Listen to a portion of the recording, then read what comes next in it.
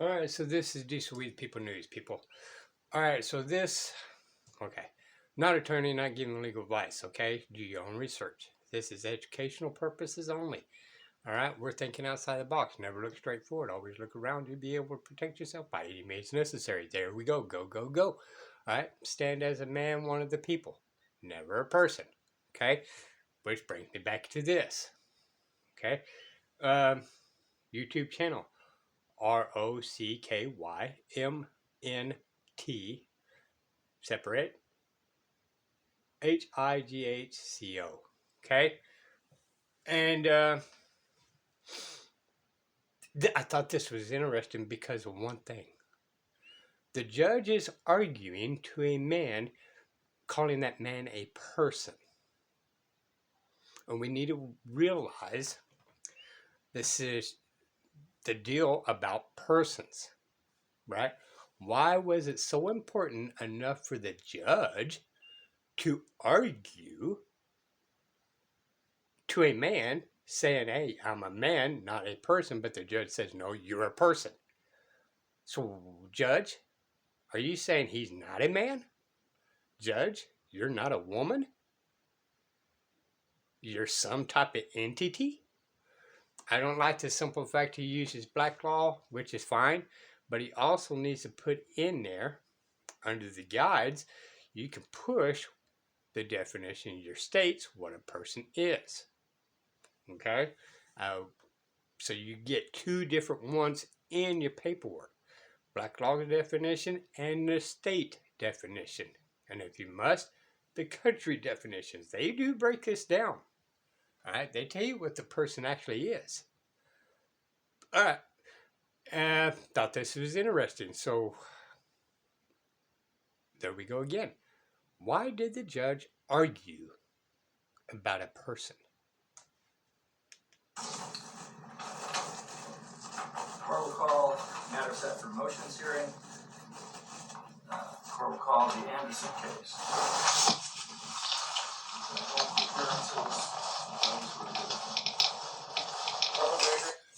Because they're a distance away, it's going to be loud and quiet, loud and quiet.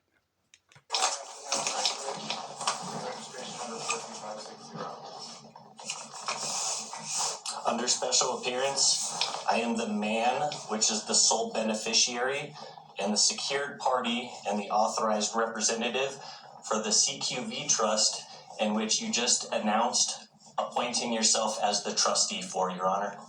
So I'm not going to argue the fact this may or may not be true. Okay, legalese, you could work it the same way, but still challenge certain things. So it just depends on your knowledge of the standing in court you want to operate in, or not so much operate, but moving the courts. You were Christopher Anderson. I'm sorry, today for this matter, Your Honor, I believe that you being the trustee are Christopher Anderson. No, sir, you are Christopher Anderson. Sorry, Your Honor, I think whoever announced the case is the name of the trust. Me, I'm a living man. Sir, you are a person under the United States Constitution. No, sir. I am not a person as defined by Black's Law Dictionary. I am a living man. No, you are a person under the United States Constitution. The Black's Law Dictionary is not authoritative as to that regard. No, sir. I am not a person.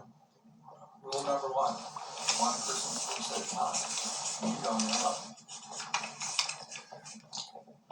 And there we go, right there, right? So he's sitting there arguing about the person entity, right? But even in your Bill of Rights, you're still one of the people that's separate from the person. In my state constitution, I'm a free man separate from the person. All right? This is how important it is in court to not let them override your manhood or your womanhood. All right, but that's what they're doing. right? Because a person they could go he, she, but a true person, under their definition, is nor male or female. A person cannot be one or the other. Okay? Um, we can nitpick it, but when you're really in there, the person does not have a gender because it's an entity. Cannot be a gender. All right, let's go a little bit longer in this because I'm going to jump on I'm something sorry, else. who are you? In this matter, who are you? I am the judge presiding over this matter. So you are the trustee, the public trustee for this matter. I am the judge presiding over this matter. Your characterizations are not recognized by law. So, Okay. we will proceed accordingly. Do you have a valid oath of office, sir? Now, he did say Constitution, right? But the guy, the man, right? He brought in a definition. Okay, so he clarified where he stood. However, when the judge made a claim, he did not have anything backing that up. He said under the Constitution, but the Bill of Rights still says one of the people. It doesn't say persons. State law, right? State Bill of Rights. There is a separation, person and a free man in my state. All right. Now, let's go back to, and again, you guys can check out the rest of this. I just wanted to point out the one simple fact that they argue about a person. And when they do argue about this, right, there has to be a reason. There's some form of standing that they're trying to get. Okay, some type of jurisdiction in the matter. All right. Now, recognize that judge. We're going to come back here. We're going to come over here, right? Because in that court case... All right, so this is what we have going on. I'm in the In that court case, he challenges that judge because he already had one dismissed, not have him write the correct oath of office. The oath of office is a very important thing. Now, I'm going to turn this down because it's not distance.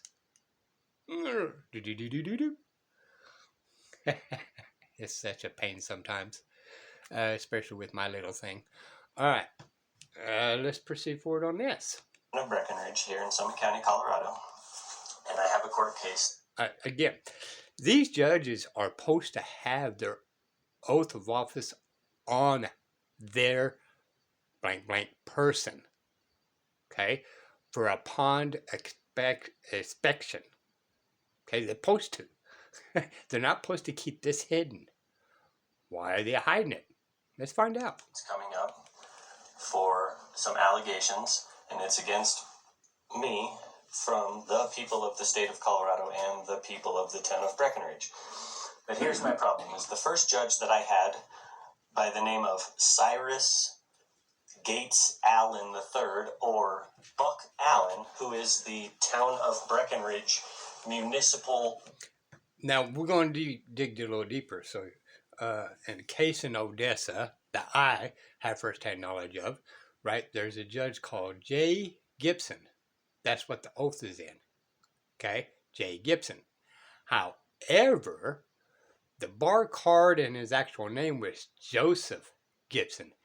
So he is misleading the people of the oath of office, right? So if there's no J. Gibson, then how does that oath of office actually apply, right? But that oath of office should have said Joseph Gibson, okay? And that's what the bar number was under as well, Joseph Gibson. There was no such things as a bar number under J. Gibson. So J. Gibson, this judge, a senior judge, by the way, been in for years, has been unlawfully giving all kinds of orders. How many victims by J. Gibson's was there? Judge does not have a valid oath of office pursuant to Colorado Revised Statutes 24-12-101. So he had to recuse himself from my case because he has no standing. This is also a heads up to anybody else, whoever has any issues in the town of Breckenridge, Buck Allen does not have any legal authority to do any lawful activity because he has no oath of office. He is acting in a fraud. So, when he was recused, they brought in this new judge.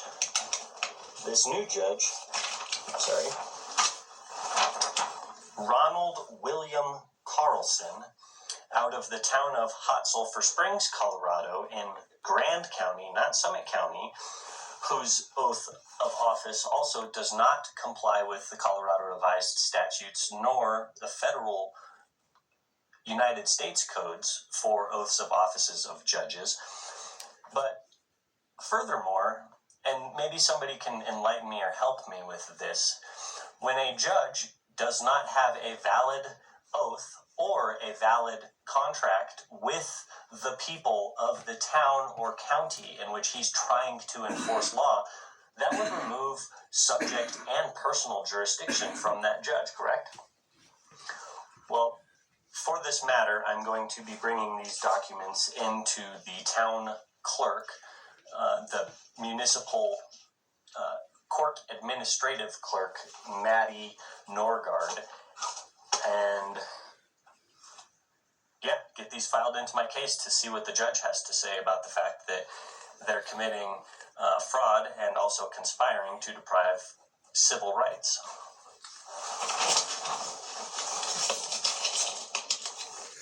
Okay, so the rest of this is going in there and actually put it in there. They go ahead and accept it and all that kind of stuff. So, and they should, or you can hold the clerk liable. All right. There we go, people. All right. And I guess it's under the Secretary of State where you can get your oath of office, but you have to do a FOIA request, or in Texas is a public records request to get this. Okay, that's what he did, public records request. FOIA, if you want to go through the federal courts to get his oath of office, all right, it's going to be a FOIA. Your local is a Texas Public Forms of Record. Okay, there we go. I mean, again, I'm not an attorney. I'm not giving legal advice. Okay, I'm just thinking outside the box. All we become victims to their negligence or secrets. You guys gonna have to decide on this, right? Attorneys are not challenging this. How come this judge has never been brought up on this? All right. Once again, there was a previous judge who didn't have the right oath of office with the case in Odessa. She did recuse herself. She did get the correct oath of office eventually. All right. But it took this man, to go in there and challenge that oath of office. So therefore, came back, but she still said she's recusing herself. So they had to bring in this other judge, which was Jay Gibson, which didn't have a correct oath of office. You cannot make this up, people. This is how ridiculous it's become. Till next time, this is We the People News. Bye, y'all. So, P.S. If it's happening to him and it's happening in my area, then it's happening to you. Till next time, bye, y'all.